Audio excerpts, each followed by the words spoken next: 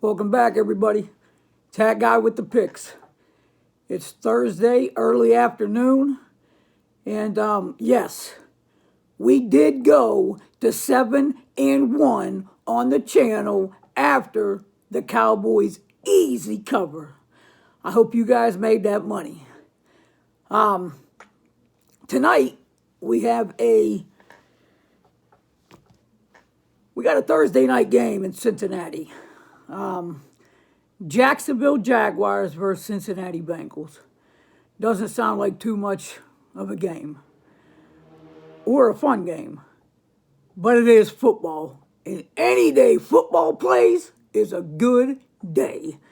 So what we have is we have the line that opened up at Cincinnati minus 6.5. And now it's moved one whole point all the way up to Cincinnati minus 7.5. The money line opened up at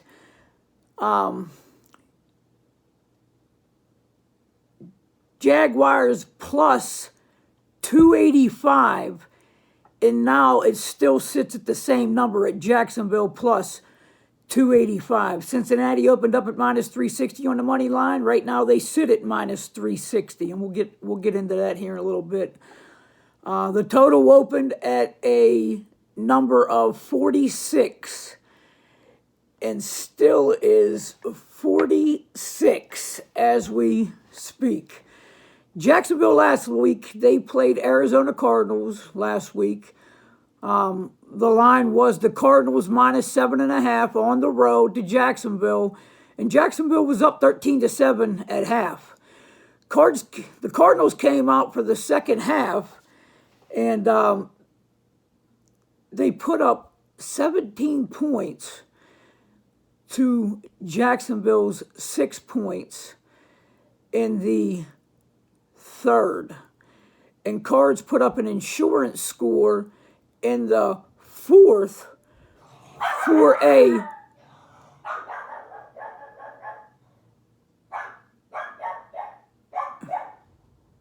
that's my dog Millie trying to tell you guys the pick also.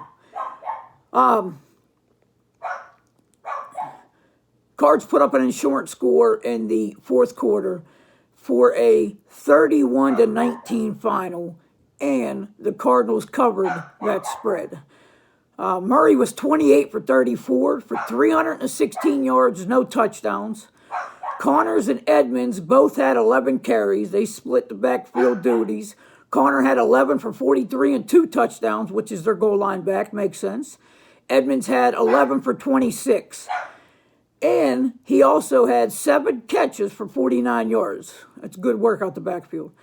A.J. Green, the ever older A.J. Green, dialed back into his back to the future form and led the Cardinals wide receiver core.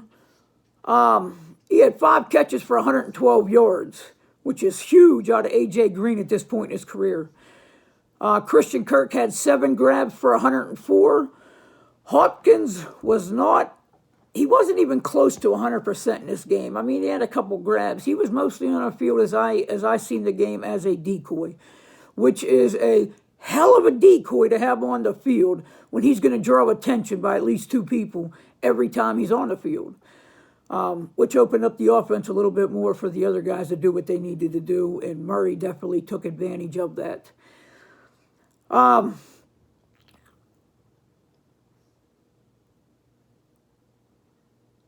Arizona's defense, they had a pick 6. Byron Murphy, he had 2 interceptions, and he was the guy that ran back the pick 6.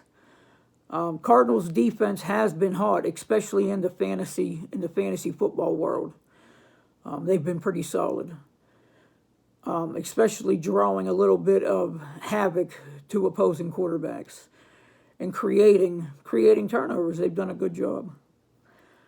For Jacksonville, Lawrence was, in my personal opinion, this was the first time that they allowed Lawrence to be in a football game where it wasn't as much high stress level which has been for all of his past games, because they were relying on him to pass the ball 2, if not 3 times out of every 4 downs that they got the ball. I mean, you just can't do that to a rookie.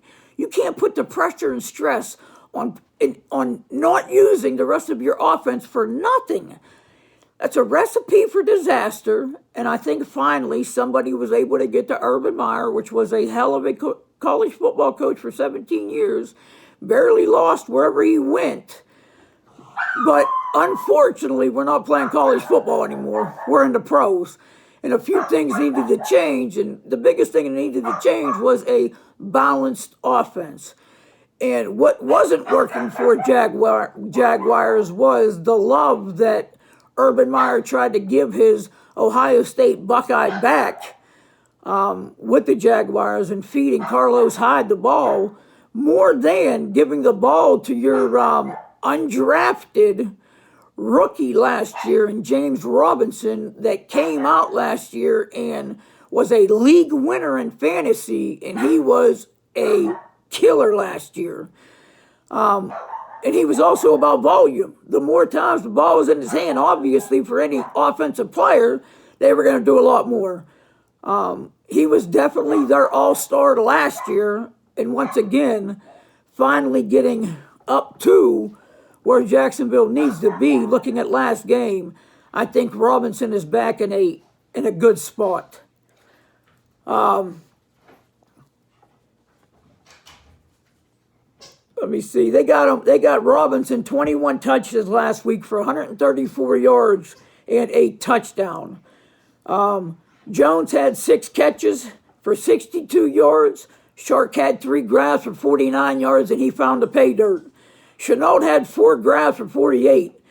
The D did have 0 sacks and 1 interception. In this one, it was a tale of 2 halves.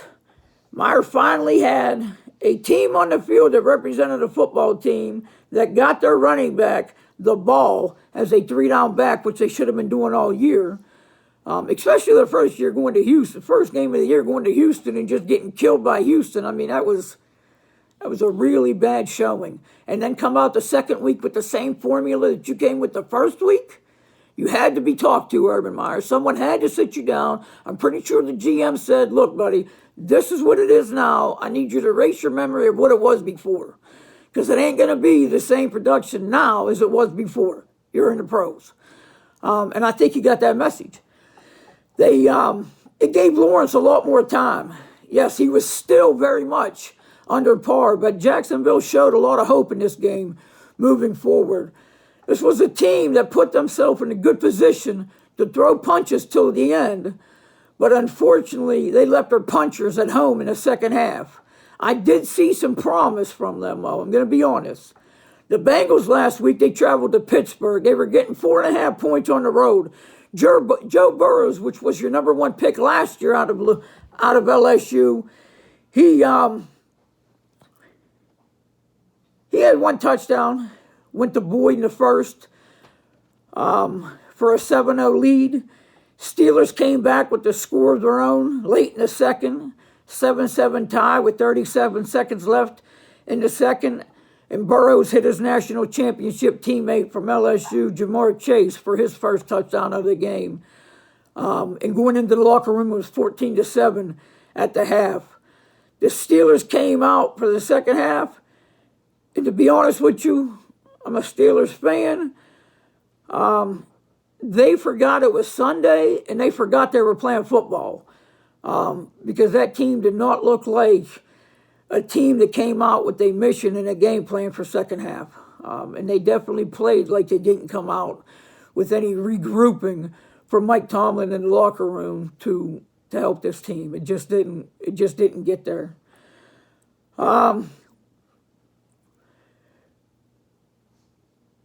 The Bengals put up a field goal, and Joe Burrows connected again to Jamar Chase on an absolutely beautiful 35-yard fingertip grab touchdown that gave him his second for the year. This kid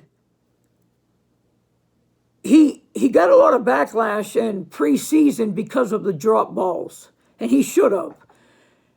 He sat out his senior year at LSU to COVID effects because he knew his worth and he didn't want to risk what was going on, and I can respect that fully. Ja'Marr Chase is the first rookie in NFL history as a wide receiver that has 3 touchdown grabs of 30-plus yards in 3 straight games. Ja'Marr Chase is a stud, and he's going to be a stud for a long time. I see this combination of Burrows and Chase doing a lot of damage the rest of the year and years coming. That touchdown grab gave him a 24-7 lead going into the fourth quarter. And the Steelers, they were able to get a field goal in the fourth quarter for a 24-10 win. And I moved the Bengals to 2-1. Come on, that was Steelers at home. You're telling me Steelers at home? That's the product that you put on your field, and that's what you do for your fans. And one of the big fan bases in football, in Pittsburgh. Come on, Steelers, get it together. I think it's going to be a very long season for Steelers. Cincinnati beat them. I just don't think Steelers has a team to compete. Too many games this year. Burrows was very efficient. He only threw 18 balls in this game. He completed 14 for 172 yards. And like I said, he had 2 passing touchdowns. Both went to Ja'Marr Chase. He did throw 1 pick. Mixon had 18 for 90. Ja'Marr Chase had 4 grabs for 65 yards and 2 touchdowns. Tyler Boyd chipped in 4 catches for 36 yards. And Cincinnati was missing their big red zone target in this game, which was T. Higgins. The defense had 4 sacks, 2 interceptions, and 1 fumble recovery. They were definitely active. Those numbers are very inflated against a Steeler team that has no offensive line. They have none. 0. I'd love to tell you that they have some, but they have none. And they're going to continue to have none. So were the numbers put up? Yes, they were. The defense did put up numbers. I give it to them. It was a good defensive game for them. Ben did have 39-year-old quarterback that was hurting in this game. No excuses at all. But Ben threw for 318 yards. He threw for 318 yards. He had 1 touchdown and 2 interceptions. Najee Harris, the star first-round pick that everybody raved about in preseason on draft day, which they should have. And I was one of those people that did rave about it. To have a workhorse like that come into Pittsburgh that is known in the past, to run the ball 3 times at 4 yards a clip and walk it all the way down the field, he is a perfect fit for the Steeler offense if they had an offensive line.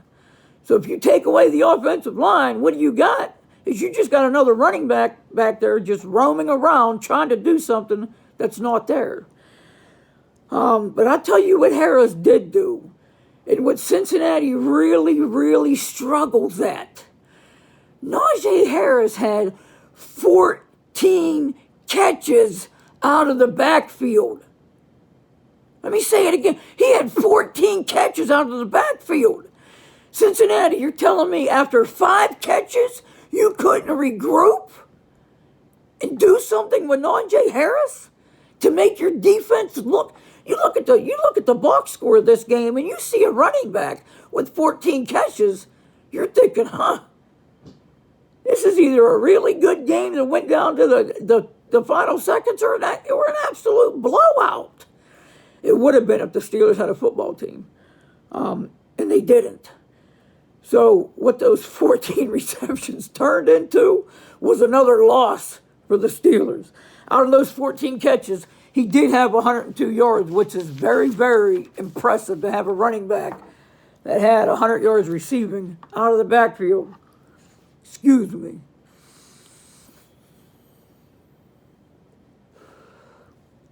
Gummy Peach Hyde. New go-to. Claypool, he also had 9 catches for 96 yards and six others caught ball. Ben did and was without Juju Schuster. He didn't make any noise in this game.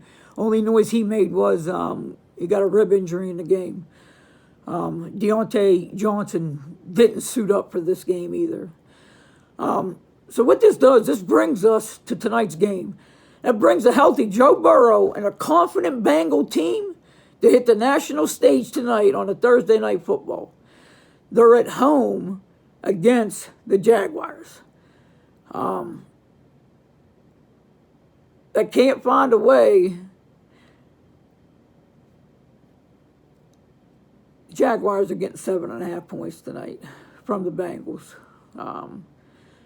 They will be without another big part of their offense tonight, their red zone specialist. And I tell you what, he stretches the field like a specialist also, was the Clemson product in T. Higgins. I'm a big T. Higgins fan. Guy is loaded with talent. You're going to hear that name for a long, long time.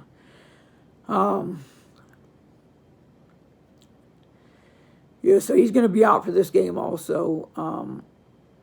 And that does hurt the Bengals, being without a big red zone specialist, like I said, this week. Burrow will get his passing yards. Mixon will do what he does when he's healthy, and he is healthy. The Bengals, the Bengals on paper have an above-average defense on paper.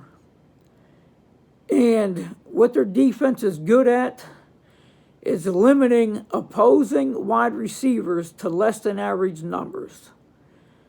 That didn't so much show up last week against the Steelers.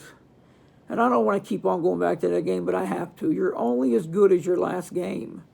And what have you done for me recently? Did they win the game? Yes, they did.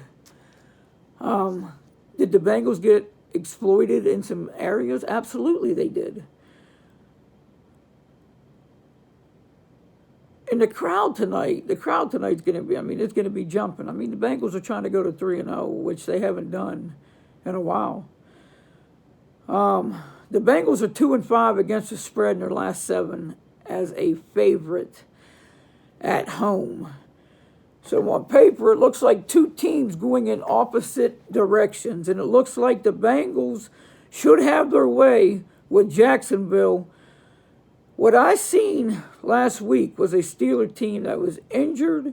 And on the offensive side of the ball, they put up 360 yards of total offense on a so-called better-than-average defensive team. And I also see a Jacksonville team, and this is just in my opinion, that showed glimpses of hope that they can be competitive if they run a balanced offense, which they did last week, and allow to take off a little bit of the pressure, a lot of the pressure from the number 1 pick from this year in Lawrence. They just need to find a way to finish the game. And that's what I see. That's what I see this week. The number 1 pick in this year's draft against the number 1 pick in last year's draft. That's pretty impressive. Facing off. I see the Jacksonville Jaguars hanging around the whole game and getting the cover at plus 7.5 points. I am a numbers guy, and I want to point this out to you guys. And whenever I'm looking at the game, I'm handicapping it from all the information that I have. And this is kind of, I know what this means in the past, and it's repeated itself time and time again in my experience. So the Bengals opened up on the money line at minus 360. And the line was, at that time, Jacksonville plus 6.5. So since then, Jacksonville has gotten another full point, taking it to 7.5. That's a big deal in the betting world. It's a huge deal. A line move like that, all the way up 1 point, what that means is one thing. People that are playing this game are hammering Cincinnati. They're hammering it. Now, here's the thing that throws me off. The Jaguars are still sitting at 7.5. But the funny part is, even at the Bengals, minus 7.5 and 6.5, they decided not to move the money line. It's still sitting at minus 360. That point raise should at least taken the Bengals to minus 400. Meaning, if you would have put up 400, you would have got back 500. But for some reason, Vegas wants to show their hand a little bit and keep this at minus 360. They don't want to show their hand the whole way. The last time this happened, the other team won straight out. Not just the last time, but the last 3 times that I've seen significant moves go up at least a point, the opposing team wins straight out. I'm not saying that's the case tonight, but I am saying that Jacksonville will hang around long enough to get the cover at plus 7.5 on the road. So what they're doing is they're enticing you with the same 360 as it opened up at, wanting you to play, for some reason, the Bengals at minus 360 instead of taking it to over minus 400. The only reasoning behind that is they didn't want to put them at too big of a favorite, because the other side would have had to been moved up also, and they would have had to been moved up significantly. And Vegas wasn't willing to give out that extra money for some reason. It's a trap all the way to me. In the betting world, it's a trap when things like that happen. So tonight, take the Jacksonville Jaguars plus 7.5. This channel's sitting at 7-1 right now, which is incredible. Incredible. Tonight we will go to 8-1. If you're watching this video and you haven't yet, I ask that you please like, leave a comment, and please hit the subscription button. It doesn't cost you a penny, and you will get notified every time I drop a video. Now let's get back to getting this money.